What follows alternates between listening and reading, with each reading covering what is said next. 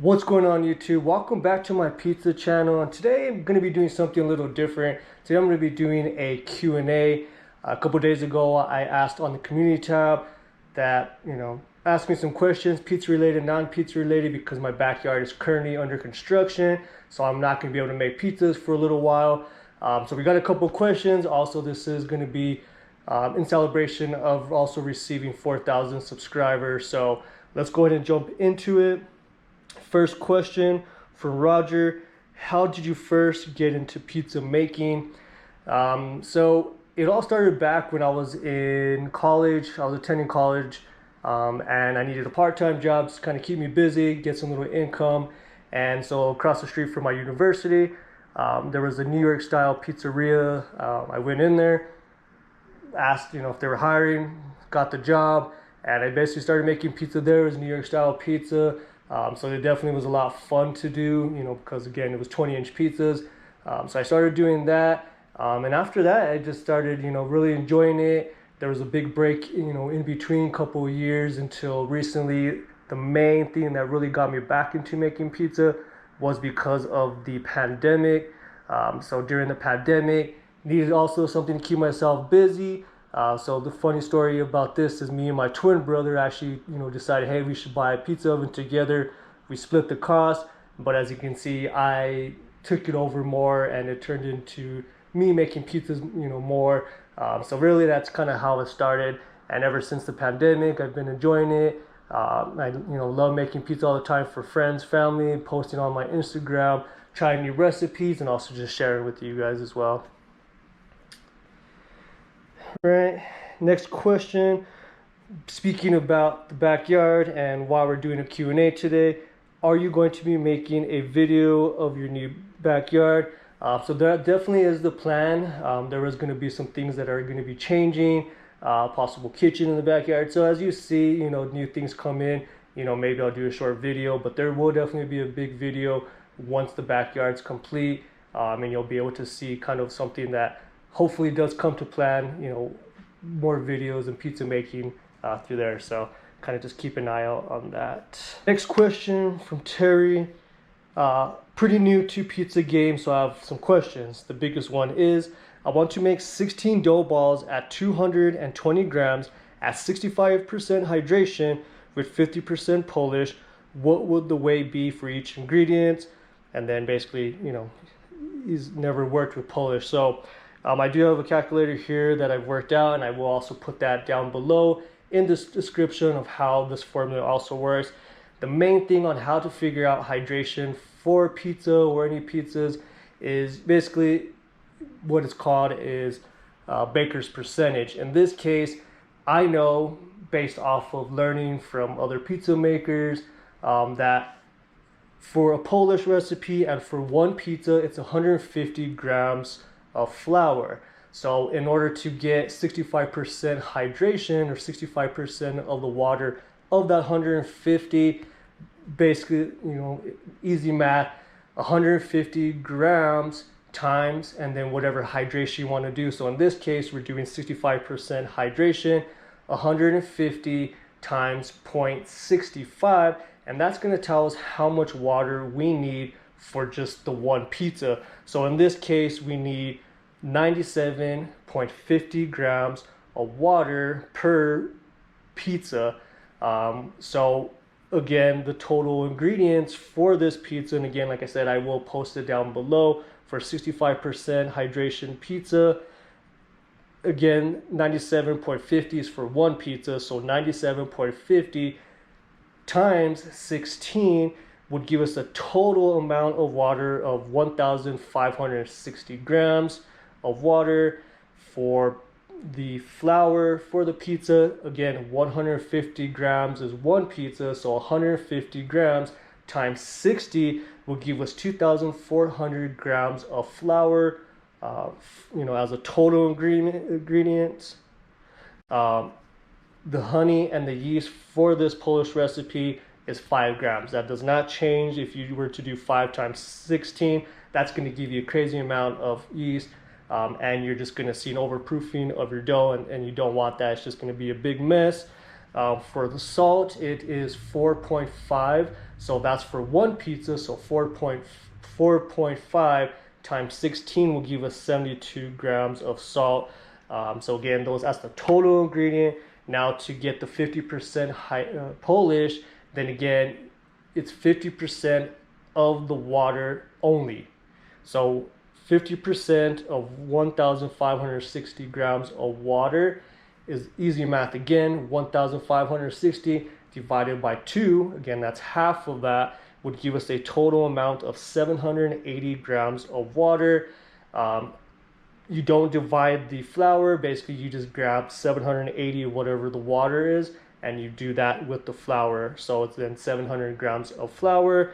The yeast and the honey all go together. Mix that together. Follow my other instructions, and then you'll get how to process the Polish. The next day, again, it's going to be the next amount of the ingredients. So the rest of the water, which again is the other half of the water, 780 grams. 780 minus the total amount of the flour, which was 240, would give us about 1,620 grams of flour. And then of course the salt, 72 grams. So like I said, I will post this down below. Again, easy math, it's just 150 of the grams of flour for one pizza times, and then whatever percentage of flour that or water that you want. You could do that for 65, 63, 80, whatever, it will give you the amount of water. Again, I will post that down below, and I will also post hopefully a new video soon of making a Polish recipe, because there were some changes that I have made recently that I've really liked, and so I do want to make a new video of showing that. And that was also another common question, is what's your recipe, so I definitely want to get a new video, because I think it's time to update that. So we'll definitely get a new video of that soon. Hopefully that helps, and hopefully that answers your question. But like I said, I will post the full recipe of 65% hydration at 50% down below. Again, if you do have any questions, feel free to reach out, and I'd be happy to answer that for you. Next question, which is one of my favorite questions: red or green? Red or green here in New Mexico is I think our state question, I believe it is.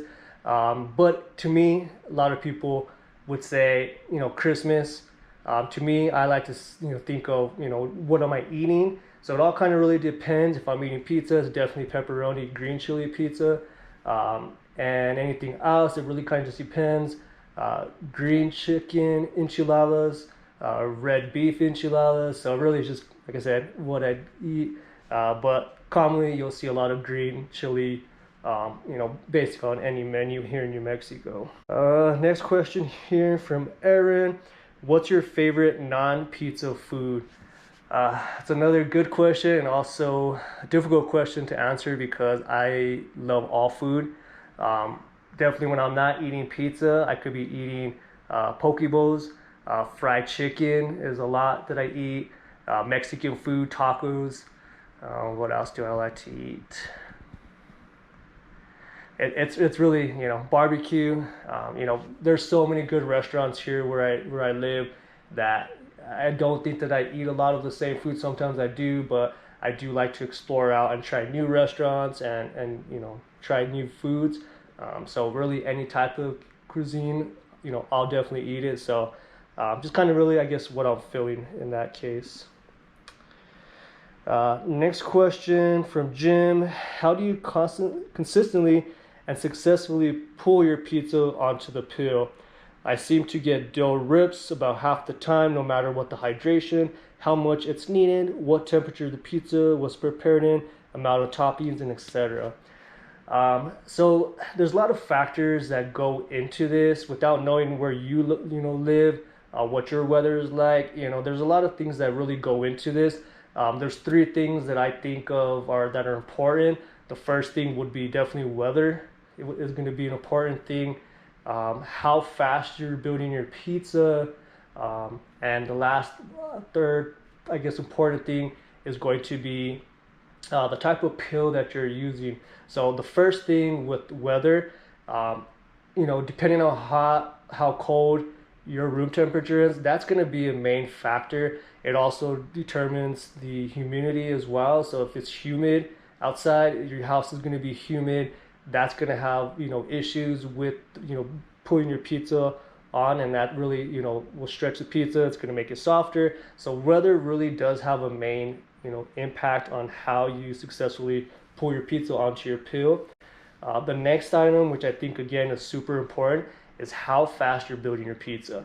I've gotten so much comments about one video that went viral, is that I built my pizza too fast. Well, if you go to any pizza place, you're gonna see, you know, the pizzaiolos making pizza quick, because again, they know that as soon as you put the sauce on your dough, it's gonna start sticking. So you really want to be making your pizza quick, and make sure that you're not over topping. If you're over topping, you're gonna cause issues there. So you really want to be quick with your pizza. You want to be quick with making it, topping it. You want to make sure you do have enough semolina flour. If you're doing semolina flour mixture, you want to make sure you have enough underneath it, so that you're able to then get your pill underneath it, pull it on. If you don't have enough semolina on there and you put your pill in it, that's going to cause rips, because again, there's nothing binding or basically blocking from the surface to the pizza. So again, you might want to make sure that you do have enough toppings as well, or I'm sorry, enough semolina flour or whatever underneath the pizza, to again prevent it from sticking. The last item again is going to be pills. Your pizza pill, wooden pizza pill, your metal pizza pill. Again, depending the temperature, weather, is also going to determine what type of pill that you use. I've noticed that using a metal pill in the winter sometimes can cause the pizzas to get stuck or cause rips, because again, metal gets hot, it's hot outside. So that sometimes causes an issue. Again, with wood, seems to be a little bit more consistent. I don't use wood as much, wooden pill as much, but again, depending on the temperature, that could also. So a lot of people build on the wooden pill, they have no issues. So kind of just really figuring out what best works for you, but definitely keep in mind those three factors for that as well. And another question here. What's your favorite place to get pizza from when you aren't making it yourself? That's a good question as well. There's a lot of good pizza places here in my town. One of my favorites is going to be Amore Pizzeria. They have wooden fired pizza in a brick oven. The owner of the restaurant, I believe, is certified, so he's taken classes from chefs that are, or pizzaiolos that are certified in Neapolitan pizza. So he, is, I believe, one of the only pizzaiolos or pizza restaurants that's certified in Neapolitan pizza. Any other places, of course, will make Neapolitan style, but he is going to be more certified in the whole technique that he uses. So Amore Pizzeria is going to be my favorite, and like I said, there's going to be some others, but that definitely is my top. They're pretty consistent. Well, I thank you all for liking, subscribing to my videos, leaving comments. I definitely try to respond to everyone whenever there is a new comment. I do appreciate everyone that has subscribed to my videos or to my channel. Like I said, I have now reached to a point where I'm at 4,000 subscribers, so I definitely appreciate that. My goal is to continue making more videos and get the channel, to be huge. I don't know what the end goal is, but I definitely do want to continue growing my channel and consistently putting out videos for you all. So again, I thank you all again for subscribing. Turn on that bell notification, like my videos, comment down below. Check out my Instagram at the Pizza Guy John. I love connecting there as well. I do post photos, reels on there as well. So connect with me on there. Happy to always message and respond back if I can. And I look forward to chatting with you all soon. Thank you again.